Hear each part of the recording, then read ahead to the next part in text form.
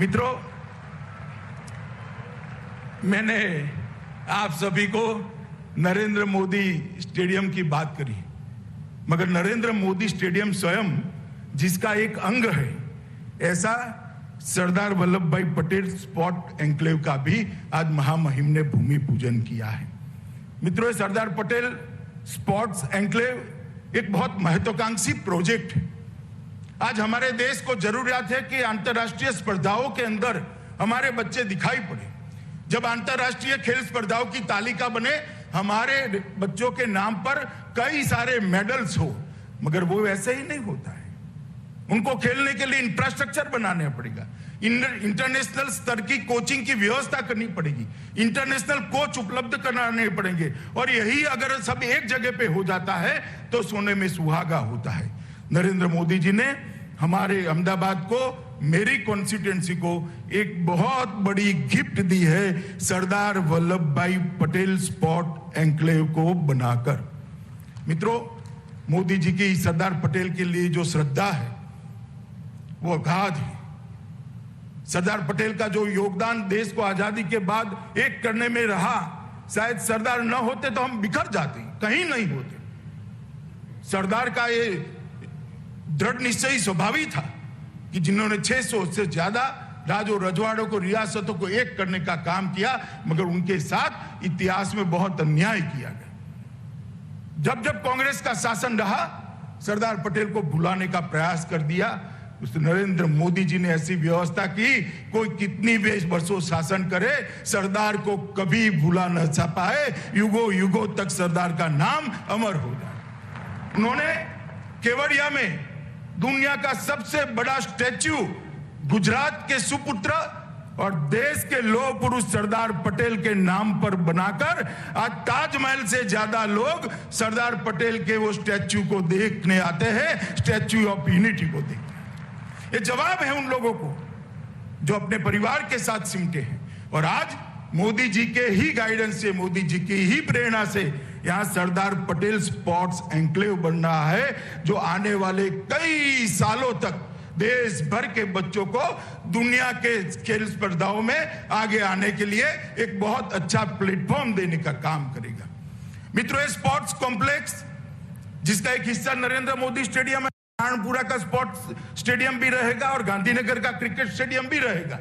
ये सब मिलाकर कोई खेल ऐसा नहीं होगा जो ओलंपिक के अंदर खेला जाता होगा और इसको खेलने की सुविधा नहीं होगी। ओलंपिक के अंदर खेलने जाने वाले सारे खेल एक ही जगह पे खेलने की व्यवस्था आज नरेंद्र मोदी जी की प्रेरणा से, राष्ट्रपति महोदय के कर कमलों से इसका भूमि पूजन होने जा रहा है। और मित्रों, इसके साथ 3000 खिलाड़ियों को रहने की अलग से व्यवस्था है। 3000 बच्चे यहां रहकर अपने आप को, अपने कोच के मार्गदर्शन में अपने आप को आगे बढ़ा सकते हैं। 250 से ज्यादा अंतरराष्ट्रीय स्तर के कोचेस की रहने की व्यवस्था है। ढेर सारे बच्चे यहां पर बैठे हैं। मैं इनको कहना चाहता हूं कि आपको जो स्ट्रगल करनी पड़ी है, वो स्ट्रगल अगली पीढ़ी को न करनी पड़े, इसलिए पूरी सुविधा देश के प्रधानमंत्री जी आज बना रहे हैं। मित्रों, ये एन्क्लेव सभी अंतरराष्ट्रीय मानकों और उच्चतम खेल के सिद्धांतों के अनुसार तैयार किया गया है, और किसी भी एक शहर में इस प्रकार की व्यवस्था भारत में नहीं है। इसीलिए मैंने कहा कि मोदी जी ने हेरिटेज सिटी तो बनाया था अहमदाबाद को, आज अहमदाबाद भारत का स्पोर्ट सिटी भी बनने के लिए तैयार खड़ा है, और अहमदाबाद भारत का स्पोर्ट सिटी माना जाएगा। खेल के कई कुंभ, ये भूमि जो अभी दिखाई पड़ रही है साबरमती की, वहां पर आने वाले दिनों में होगा। ये टोटल, ये तीनों मिलाकर 233 एकड़ भूमि पर ये स्पोर्ट्स संकुल बनेगा, और लगभग 93 लाख वर्ग फीट सिर्फ दाहिनी ओर है स्टेडियम को छोड़कर, 93 लाख वर्ग फीट का स्पोर्ट्स संकुल होगा। लगभग 4600 करोड़ रुपए की लागत आएगी, 3200 करोड़ रुपए का सरकारी निवेश होगा, 1400 करोड़ रुपया public partners public PPP model पर इसको ले जाएंगे। और गुजरात सरकार ने, नितिन जी यहाँ बैठे, मैं उनका और विजय भाई का धन्यवाद करना चाहता हूं कि बहुत बड़ी भूमि भी यहाँ पर देने का काम गुजरात सरकार ने किया है। मित्रों, ट्रैक एंड फील्ड तथा फुटबॉल के लिए 50,000 लोगों की बैठने की क्षमता वाला एक एथलेटिक स्टेडियम यहाँ बनेगा। एकाधिक दर्शक खेल के लिए 12,000 लोगों की सुविधा वाला इंडोर स्टेडियम बनेगा। एक और इंडोर स्टेडियम बनेगा जिसके अंदर 15,000 लोग बैठ पाएंगे और 15,000 लोगों की हॉकी स्टेडियम भी बनेगा।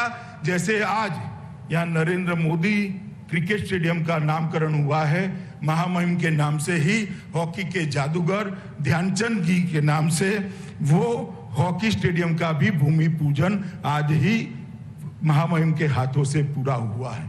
ये सारे तीनों सुविधाएं होकर कुल मिलाकर 20 स्टेडियम बनेंगे स्पोर्ट्स के बढ़ावा देने के लिए, स्पोर्ट की सुविधा को आगे बढ़ाने के लिए और दूरदर्शिता के साथ खिलाड़ियों को खेलने की व्यवस्था करने के लिए, और जो खिलाड़ियों ने देश को अंतर्राष्ट्रीय स्तर पर नामना दिलाई है वो सभी के नाम पर ये हर एक स्टेडियम का नामकरण किया जाएगा, जिससे कि खेल को बढ़ावा देने वालों को भी प्रेरणा मिलेगी, खेल के कोचिज को भी प्रेरणा मिलेगी और खेलने वालों को भी प्रेरणा मिलेगी। एक तरफ से ये बहुत कंप्लीट स्पोर्ट संकुल बनने जा रहा है।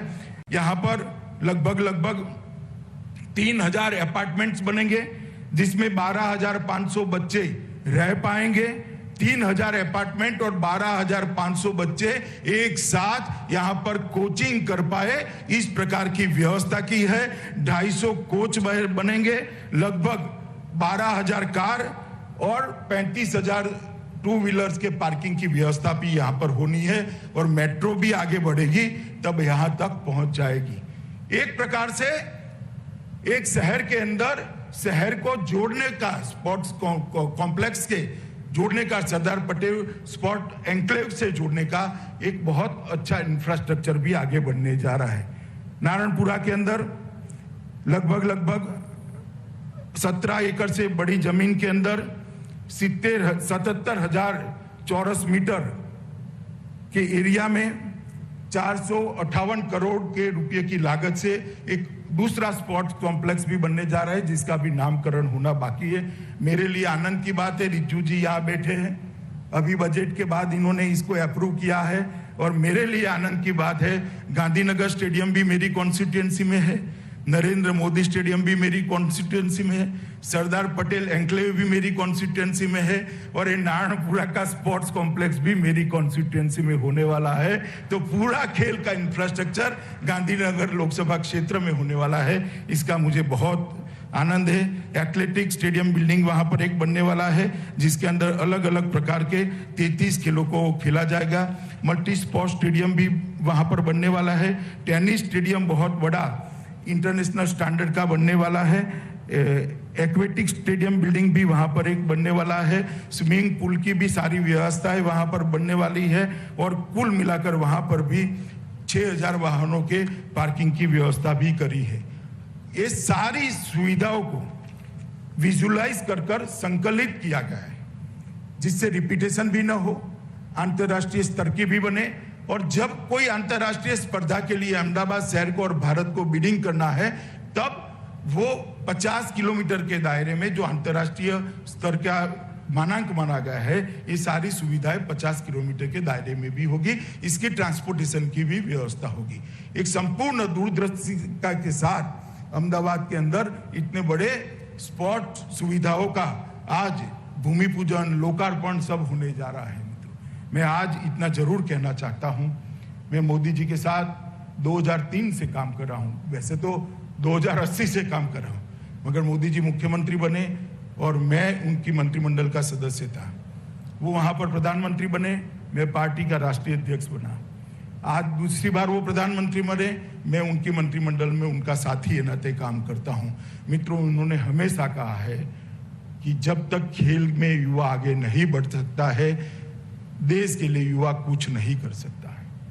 और इसलिए इन्होंने खेलो इंडिया की शुरुआत की, फिट इंडिया मूवमेंट को हाथ में लिया और खेलो इंडिया की शुरुआत को 2018 में जो हुई, इतनी अच्छी सफलता मिली है जिसके कारण अब आप कोई भी स्पर्धा हो, कॉमनवेल्थ की हो, एशियाड की हो, ओलंपिक की हो, तालिका के अंदर भारतीयों के नाम दिखाई पड़ रहे हैं। एक पारदर्शी चयन की प्रक्रिया बनाई, इनके कोचिंग की व्यवस्था करी, इनको उचित कैलोरी में, उचित मात्रा में आहार मिल पाए, इसके लिए दुनिया भर के एक्सपर्ट्स को भारत सरकार ने रखा और एक बजट के अंदर मस्त मोटी बढ़ोतरी कर स्पोर्ट की सुविधाओं को बढ़ाने का काम करा और तहसील तक स्पोर्ट्स को नीचे तक, तहसील तक परकोलेट करने के लिए उन्होंने बहुत पेन लेके आगे बढ़े हैं और मैंने इस बात को बहुत नजदीक से देखा है।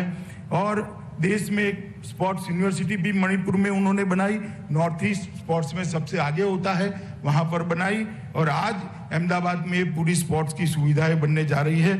मैं मानता हूं मित्रों कि ये दिन अब दूर नहीं है कि आने वाले दिनों में एशियाड हो या ओलंपिक हो, हमें हमारे लोगों के, हमारे खिलाड़ियों के नाम हर तालिका के अंदर सिल्वर, गोल्ड लेते हुए नजर आए। वो दिन भारत के लिए बहुत नजदीक है। आने वाले 8-10 साल में ही इस सुविधाओं से खड़े हुए खिलाड़ी दुनिया के अंदर अपना जज्बा दिखाते हुए भारत माता को सम्मान दिलाने का काम करेगा। मित्रों, मैं आज यहां से देश भर के युवाओं को अपील करने भी आया हूं कि मोदी जी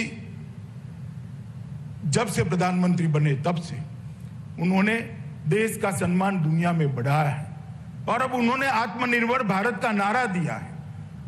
आत्मनिर्भर भारत का नारा का मतलब सिर्फ अर्थतंत्र के अंदर आत्मनिर्भरता नहीं है, हर क्षेत्र के अंदर आत्मनिर्भरता होनी चाहिए और खेलों के अंदर भी आत्मनिर्भरता होनी चाहिए और खेलों पर भी, खेलों की दुनिया में भी भारत का नाम दुनिया में सर्वोच्च जगह पर रखने का लक्ष्य लेकर हमारे युवाओं ने परिश्रम करना चाहिए। जहां तक इंफ्रास्ट्रक्चर का सवाल है, जहां तक कोचिंग का सवाल है, जहां तक एक वायुमंडल बनाने का सवाल है, मैं आपको मोदी जी की ओर से गारंटी देता हूं, नरेंद्र मोदी सरकार 1 इंच भी आपकी मेहनत से पीछे नहीं हटेगी। चाहे इंफ्रास्ट्रक्चर देने की बात हो, चाहे वायुमंडल देने की बात हो, चाहे प्लेटफॉर्म देने की बात हो, मगर हमारा युवा आए, खेलों को अपनाएं, खेलों को अपनी कैरियर बनाएं और आगे बढ़े और दुनिया में, खेलों की दुनिया में भारत का नाम रोशन करे।